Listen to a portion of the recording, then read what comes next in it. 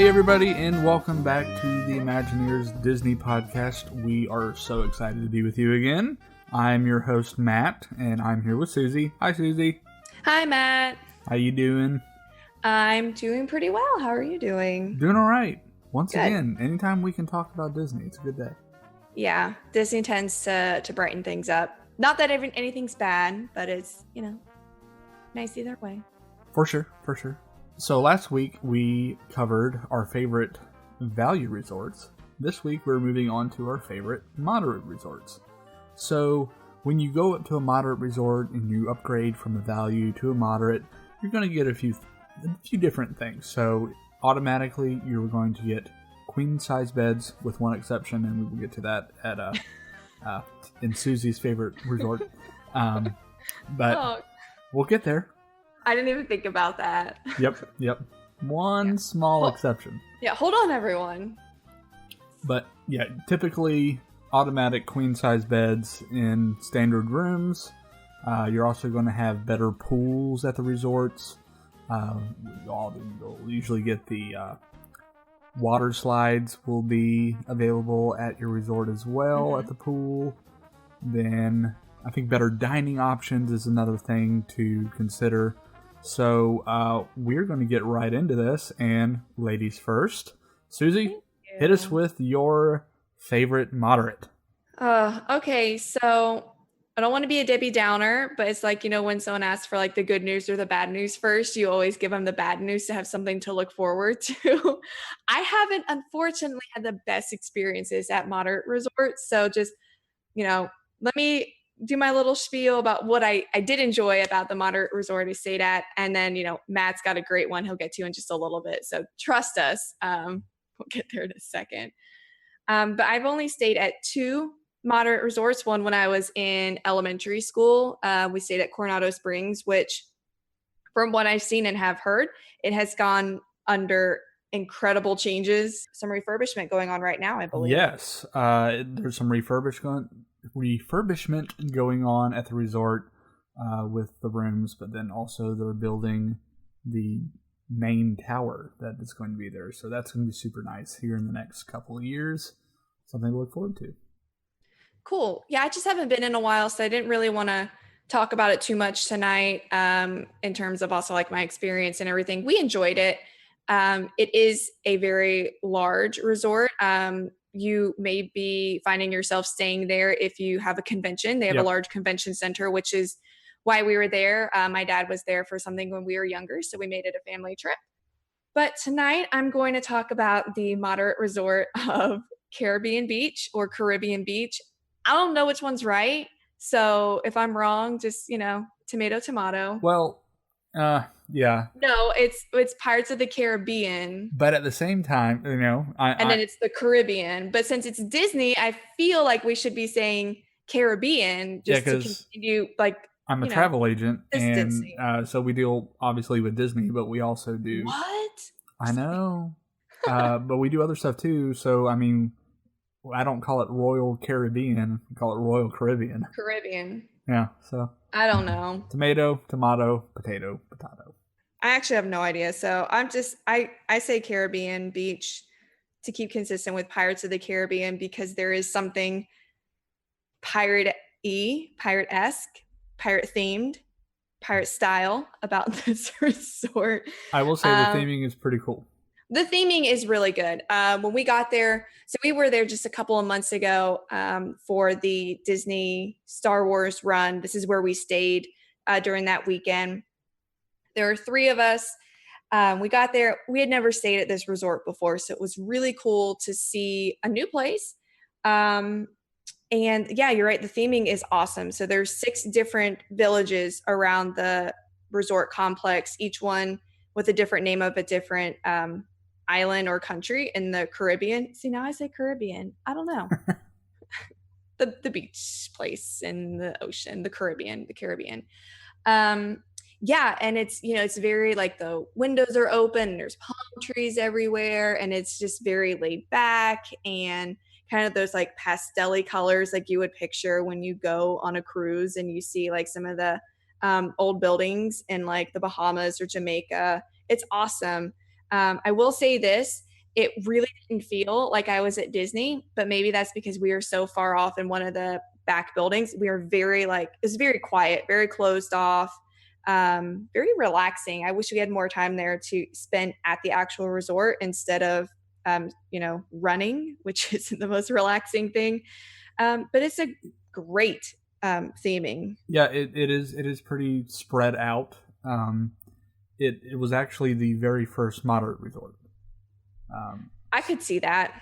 Yeah, and you Not learn. that it shows, but it's not as like, you know, all the glitz and glamour and the this and the that of some of the other resorts. It just sounded like I was. Well, I think the weirdest thing to me is kind of how separated the main check-in building Oh is yeah, that's part of it. with the actual resort room building. Mhm. So I think that's something that they learned for every other resort they built after that.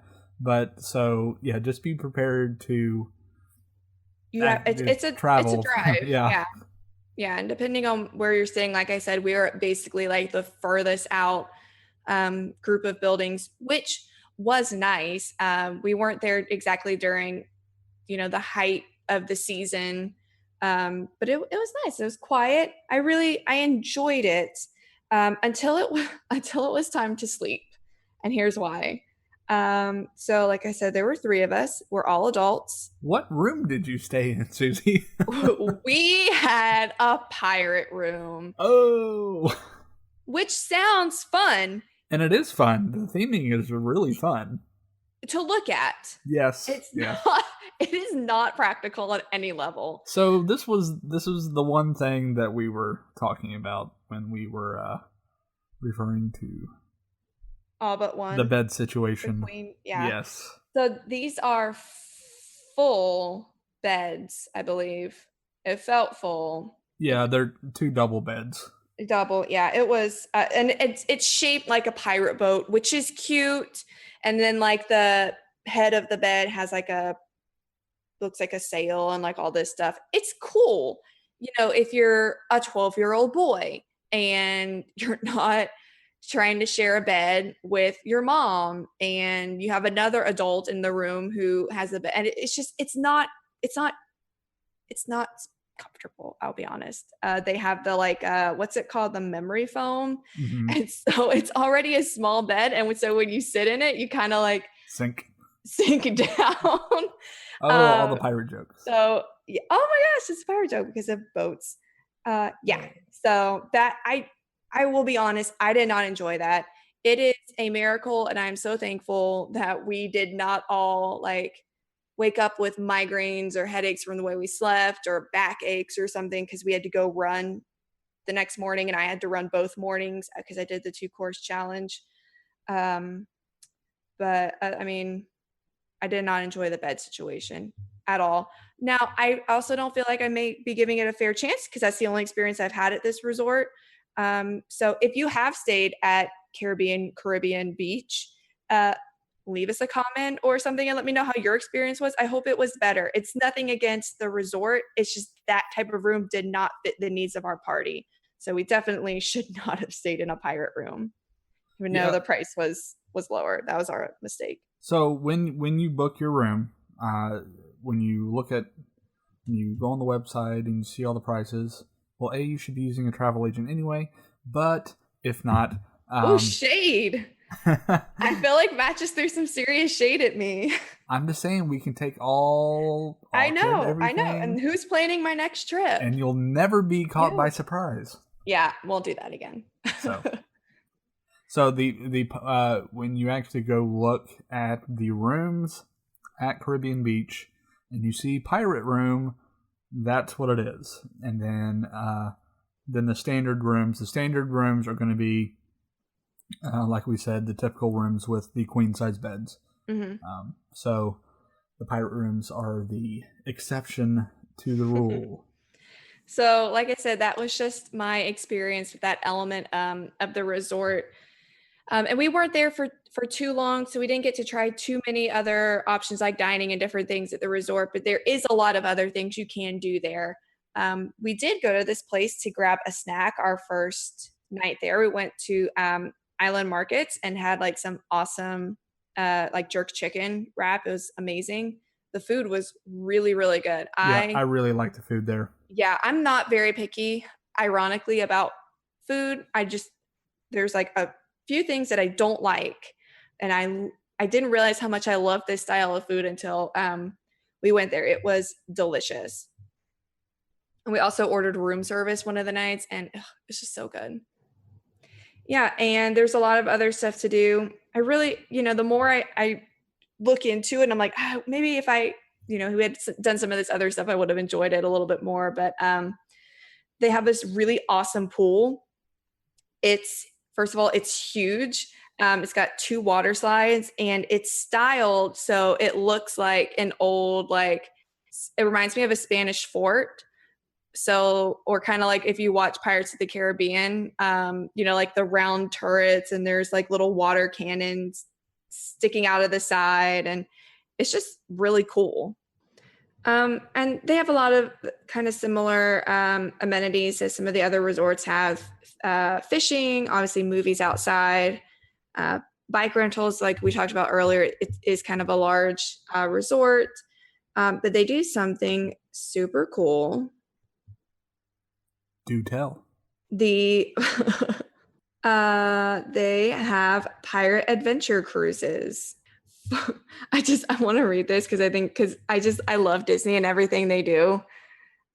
They call them for scallywags ages 4 to 12, which is just so cute. So it's about a 2-hour adventure for your kids, and they go over and they follow clues around the different places trying to discover hidden treasure, which sounds fun. I don't know why it stops at 12. I mean, I'd probably beat all the kids if I were competing, but I think the idea of it just sounds really cool. Yeah, and that's really great. Like I love how like all the resorts just kind of offer different things, so you get really a different experience at every resort. So it's pretty cool. Yeah, so that's one that if you have kids, I definitely recommend you looking into. They have 2 different options. They take place in the morning, which is great. So you're not out there in the middle of the Florida heat doing this stuff. Do in the morning, cool off, grab some lunch, take a nap, and then go to the parks later if that's your plan. So something really cool that they do specifically at, oh wait, do I say Caribbean? Yes, I do. Caribbean Beach that you need to check out. So the one thing I will say, when you stay at Caribbean Beach right now, there is construction going on.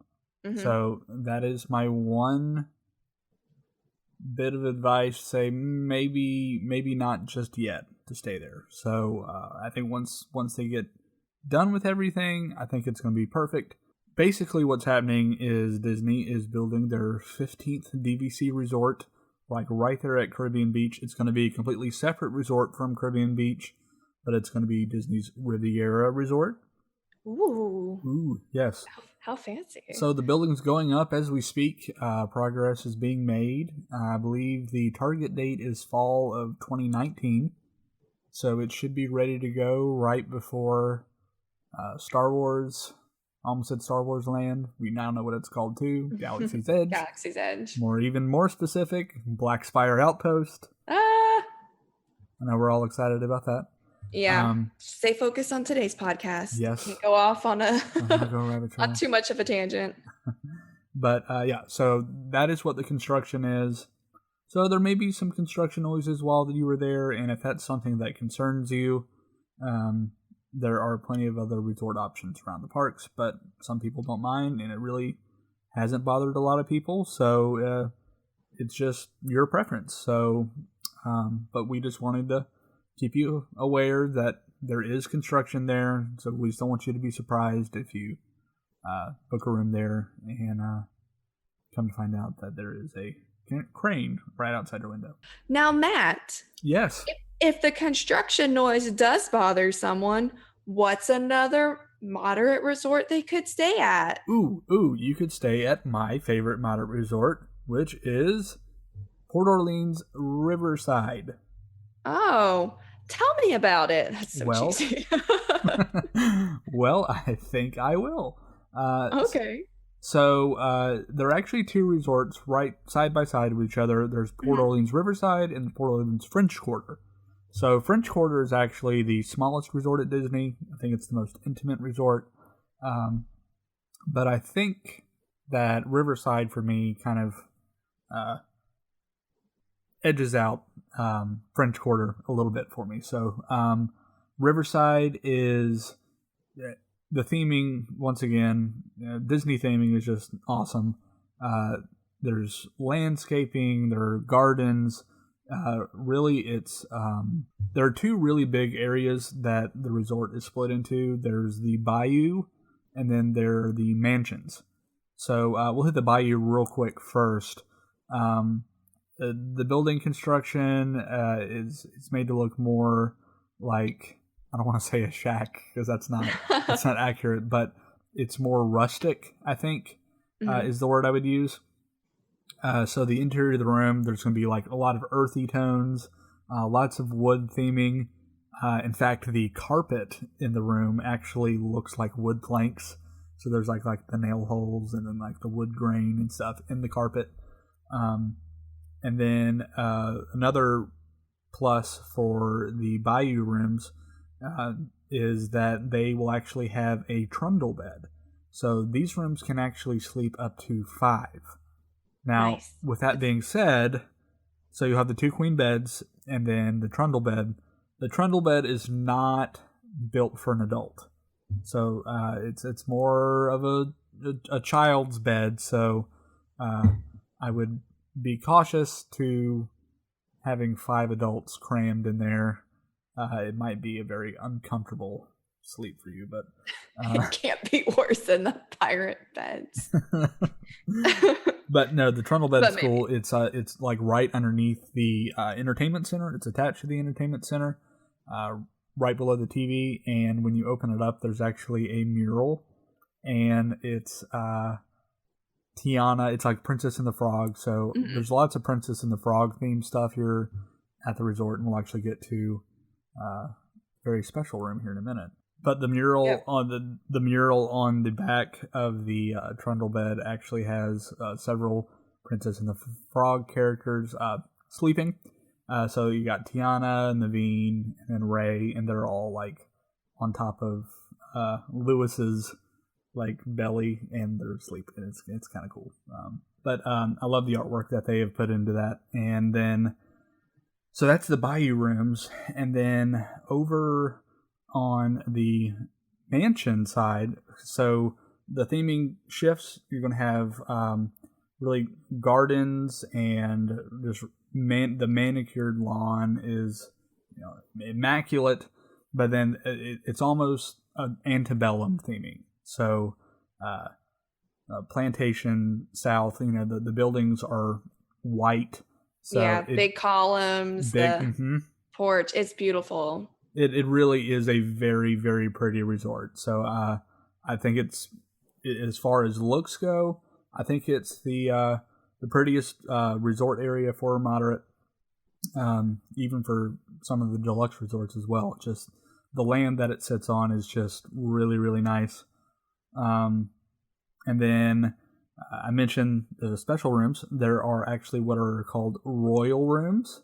So they took some of the mansion rooms and actually upgraded them and put in some Princess and the Frog theming. So the room itself is themed around Tiana, and there's actually a letter from Tiana that awaits you.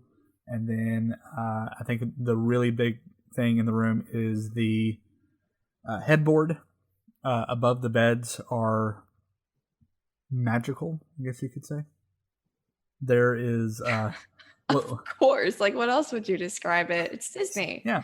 So it's a bayou scene painted on it, and then there's actually what they've actually done. They've done fiber optic lights inside the headboard, and when you flip on the switch, it actually does fireworks on the headboard. It's really nice. So and then there are little items inside the room that are actually gifts from the other princesses. So I know that for instance, the sinks, like the sink faucet actually looks like Aladdin's lamp. There's some Little Mermaid items that are like hidden inside the curtain to the shower. So like the footstool in the room is the one from Beauty and the Beast, and then the actual carpet on the floor is the magic carpet from Aladdin. And then there are actually portraits of a lot of the Disney princesses on the wall as well, like Jasmine, Belle, Rapunzel, and then Snow White, so Cinderella.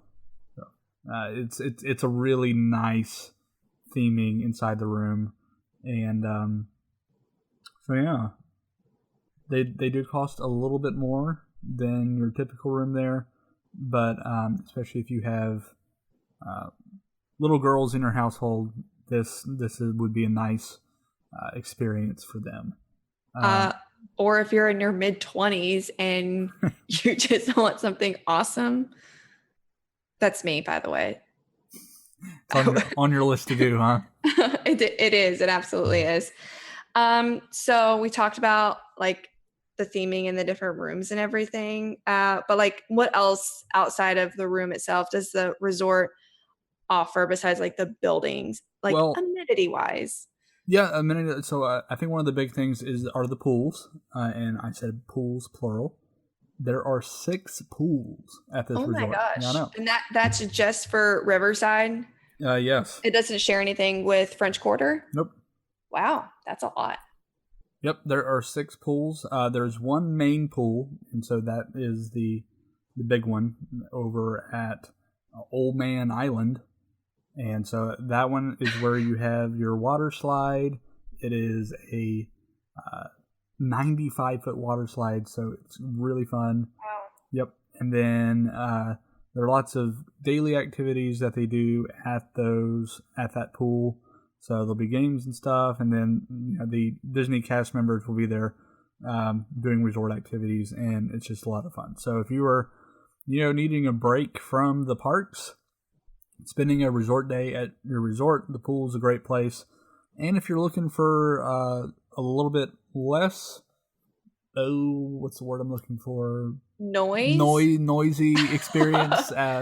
They do have the other 5 pools around the resort. They're called quiet pools. They're very simple.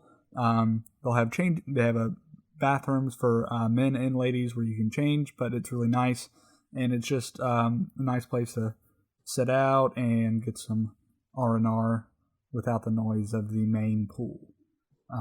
In addition to that, the dining options at Riverside are really nice as well. You have a food court, the Riverside Mill food court, and you'll have bakery items, desserts, burgers, pizza. They even do some southern stuff like fried green tomatoes and fried okra. So, oh my gosh. Mm-hmm. Speaking to my heart.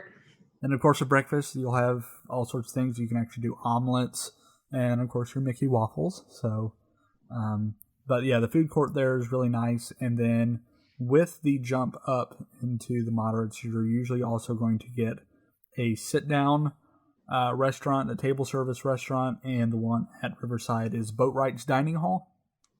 So the menu here is really heavy on the Cajun, very Louisiana meals and dishes. So you're going to have crawfish etouffee, jambalaya, shrimp and grits, catfish. So if you're looking for that type of meal, that is going to be your best bet there.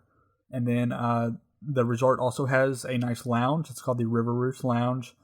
They actually have a really nice menu. Last time I was over at Riverside, because sometimes I like to resort hop. So, and it is fun. Riverside is actually one of my favorite ones, especially in the evening, because they have a great lounge menu. The pimento cheese fritters are really nice, and then the hummingbird cake. I love hummingbird cake. I don't feel like it gets the respect it deserves, just in general. Yep. So I'm definitely going to have to go check that out. So there are 2 spots at Disney that you can get hummingbird cake if you're a hummingbird cake fan. One is here at the River Roost Lounge, and then I got to give a shout out to Chef Art Smith's Homecoming The at hummingbird, Disney yes, Springs. at Disney Springs, it is one of the desserts there on their menu, and it is phenomenal. It's a very old Southern recipe, so I definitely see it fitting in with the vibe at here at Riverside. Yeah, and actually, I think I'd like to go try it there. yeah. And then, well, actually, I know we talked about Disney Springs. This is another really good feature for Riverside It is. and French Quarter. There is a boat taxi from the resort directly to Disney Springs. So you don't have to get in the hassle of getting in your car, or or taking a bus or doing Uber or anything like that. You can just hop on the boat and take the boat taxi over to Disney Springs. I think it only takes about 10 minutes to get there, and just super convenient. And you can go check out that hummingbird cake at Art Smith's Homecoming. So just go from one hummingbird cake to the other. Yep. Cruise Do right the over. tour of Louisiana desserts. And then actually in our other episode with the desserts, I told you French Quarter is right next to there, but you can go to the Sascagoula Floatworks and get yourself some beignets. Beignet Sunday. So, also known as the Ode to Ice Cream episode. Yes. I'll never get over that. That was so funny. No, but before we close out this thing with Riverside, and we were talking about the lounge. One of my very favorite things to do at Riverside, at Disney in general, is to go over to the lounge there every Wednesday through Saturday. He is here, but Yeehaw Bob, he is an entertainer at Disney. He is a Disney legend, a Disney treasure, nay, a national treasure. Oh, okay, Nicolas Cage, calm down. He blends jokes and comedy in with music, and it is so cool. I don't want to ruin it for anyone that doesn't want it ruined, but just YouTube him, search him on YouTube, look at his show. It is hysterical. Some of the best experiences I've ever had at Disney have been going to sit down at the show there that he does every Wednesday through Saturday evening. But it's a great way to finish a night. Either if you're in the park and you've had a long day, just go sit down and relax and get some food and drinks and just take it all in. It's really great. So we may try to get over there when we're down there next month. Yes, you should. Yeah. Some of the times I have gone to see him, I haven't even been staying at the resort. I'll just take an Uber or go straight from the park and just jump on the bus to Riverside. And you're such a fanboy. I am. I'm a Yeehaw Bob fanboy. I fully admit it. So there you go. Cool. Nice. Secret's out. Well, so yeah, I think there's our two favorite resorts. That is not belittling any of the other moderate resorts. They are wonderful as well. But I think these hold special places for us in different ways. So in different ways. But yeah, go check them out, and we'd love to help you book if you would like to visit one of these resorts. So once again, my contact is matt@imagineerspodcast.com, and just shoot me an email. We actually have a form on our website over at imagineerspodcast.com. And over in the Contact Us, there's actually a form that you can fill out. And if you're interested in a Disney vacation, if you're interested in a cruise, or just a hotel anywhere, you can fill out that form, and then we can get with you and get the ball rolling on your vacation. So I think that's going to do it for this week. So stay tuned for the next one, obviously, which is going to be our favorite deluxe resorts. Ooh, I'm so really excited. It's going to be awesome. I know, we're going to sound so posh. My favorite deluxe resort is... Well, they are pretty special, so... They are, yeah. Deserve some poshness. So yeah, be sure to stay tuned for that. And to stay tuned for that, be sure to subscribe to the podcast so you can find us on Apple, Google Play, and of course we always post the link to the podcast every Monday on our Facebook page. You can find us, We Are Imagineers Disney Podcast. But just like our page and get in the conversation. We'd love to hear from you. And if you have any comments or questions, feel free to send us a message, and we'll be happy to get back with you. But I think that's going to do it for this week's episode. Thank you again for listening, and we look forward to being with you next week. So until then, remember, if you can dream it, you can do it.